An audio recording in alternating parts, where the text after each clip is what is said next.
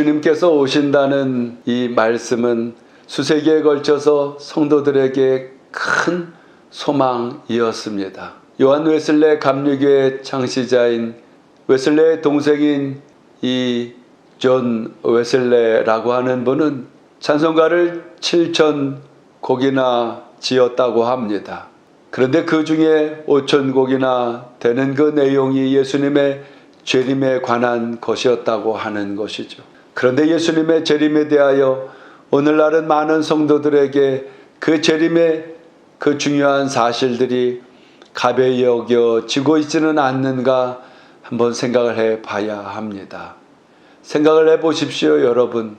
이 흐트러져 있는 온 세상의 질서를 누가 바로 잡을 것이며, 핵무기를 통하여 이 나라 저 나라가 서로 우리의 군사가 더 강하다 경쟁적으로 이러한 세상에서 누가 지켜줄 것이며, 누가 저 온갖 오염된 이러한 환경들 뿐만 아니라 또 이러한 그 세상들 속에서 에이즈와 코로나의 이러한 전염들로 인해서 누가 그것을 보호하고 지켜주겠으며, 사람이 노력을 하고 의약품을 만들기는 하지만은 그저 연약한 사람은 죽는 것이고, 또 그냥 건강한 사람이 조금 의약품의 도움을 받아 연명을 하는 것뿐 큰 차이는 없다고 하는 것이죠. 또 이러한 그 평화가 다 깨어져 버리는 세상에 참 평화로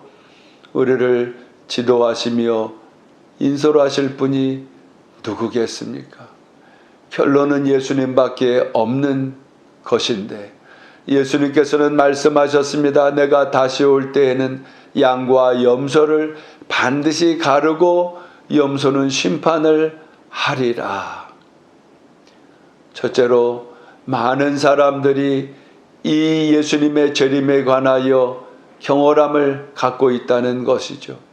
그래서 오늘 베드로 사도는 이처럼 말씀하며, 사랑하는 자들아, 내가 이제 이 베드로 후서를 통하여서 너희에게 전하는 것은 진실한 마음을 일깨워서, 베드로서 3장 2절에 곧 거룩한 선지자들이 예언한 말씀과 주 되신 구주께서 너희에게 사도들로 말미암아 명하신 것을 기억하라고 강조합니다. 이 베드로후서를 통하여 예수님 다시 오시는 재림을 강조하고 계신데, 선지자를 통하여 오래전부터 예언된 이 말씀을 다른 이야기 이단 사이비들에게 속지 말고 재림에 대한 이 경고의 메시지를 갖고 도적같이 임한다는 이 사실 앞에 깨어 있으라고 말씀하고 있습니다. 사도들이 이야기한 재림에 관한, 다시 오실 예수님에 관한 그 복음의 소식들 가운데 기억하면서 있으라고 말씀하고 있습니다. 생각해 보십시오. 예수님께서 처음 오는 것을 오셨던 그때를 초림이라고 하는데, 초림 때에도 수백 년 전부터 예수님 오실 것을 예언했고, 그 기백년이 지난 뒤에 예수님이 오셨던 것이죠. 재림에 관하여도 마찬가지입니다. 1000년이 되었건 이제 2000년이 지났건 그것은 사람 편에서의 세월인 것이지, 하나님은 1000년을 하루같이, 하루를 1000년같이 보시는 하나님께는 그저 한 영혼이라도 더 구원하려고 인생들이 생각할 때 더디 온다고 하는 것이지, 하나님은 하나님의 시간대에 하나님의 뜻을 쫓아서 예수님은 다시 오시게 되는 것입니다. 그러므로 둘째로 그 다시 오시는 믿음 안에서 우리는 경계하며 그 재림의 사상을 갖고 그 믿음 속에 살아가야 합니다. 재림의 신앙을 갖고 우리는 살아가야 합니다. 말라기 구약 때도 그러했고 신약 때도 여기저기에서 하나님의 말씀들을 경홀히 여기는 자들을 경계하라고 말씀하고 있습니다. 하나님의 이 예수님의 재림에 관하여 오늘날 합리적이라고 이성적이라고, 아니 세상에 다시 오실 재림에 관한 징조가 하늘에도 땅에도 그 어떤 피조물계에도 볼 수가 없는데 어찌 예수님께서 다시 재림한다고 이처럼 하느냐. 비아냥거리고 신앙인들의 그 재림의 신앙 중심을 조롱하고 있는 이들 앞에서도 우리는 꿋꿋하게 하나님이 말씀하신 그 약속만을 믿고 그 믿음 속에 살아가야 하는 것입니다. 아무리 저들이 이야기하는 바가 세상을 덜며 논리정연하게 이야기한다 할지라도 성경은 성경으로 성경을 해석을 해야 하는 것이지 그 성경의 말씀을 어거지로 자기의 임의로 마음으로 해석해서는 안 되는 것인데 오늘 베드로후서 3장 이 16절 말씀해 보시면 또 그 모든 편지에도 이런 일에 관하여 말하였으되 그 중에 알기 어려운 것이 더러 있으니 성경의 내용에 해석하기 어려운 것이 있다는 것입니다. 무식한 자들과 굳세지 못한 자들이 다른 성경과 같이 그것도 억지로 풀다가 스스로 멸망에 이르느니라. 성경을 억지로 푸는 자들이 있었고 지금도 있다고 하는 이 사실을 말씀하면서 이러한 상황들 속에 우리는 하나님의 말씀을 성경 안에서 성경으로 해석하는 자세를 가져야 하는 것이지 인간의 개인의 경험이나 지식이나 또한 개인의 무슨 특별한 어떠한 그 해석의 방법식으로 이렇게 어거지로 해석을 해서는 안 된다는 것입니다.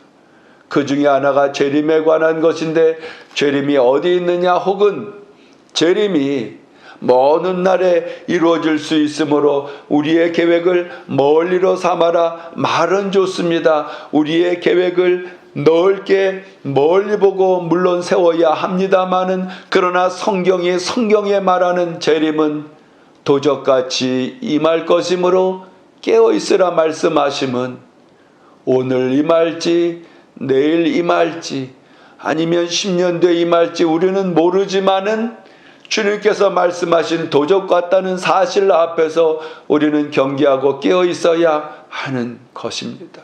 어떤 이들처럼 더디 임한다는 그러한 그 사고들 속에 우리가 예수님의 그 재림에 관하여 의심을 가져서도 안 되는 것이고 우리의 마음이 해이해서도 안 되는 것이죠. 재림이라고 하는 것은 우리에게 우리의 신앙생활 중심들 속에 능력이 되는 것인데 어떠한 능력이 됩니까? 귀한 세월들을 낭비하며 허탄한 것에 집착하면서 세월을 낭비하지 아니하고 예수님 재림의 그 신앙 앞에서 깨어서 귀한 시간들을 우리에게 주어진 달란트 이 사명 앞에서 귀하게 여기며 충성을 다하는 모습으로 힘이 된다고 하는 것입니다. 그러므로 우리는 이 말세 지말 때에 예수님께서 말씀하신 것 특별히 오늘 말씀처럼 예수님 다시 오실 것이다.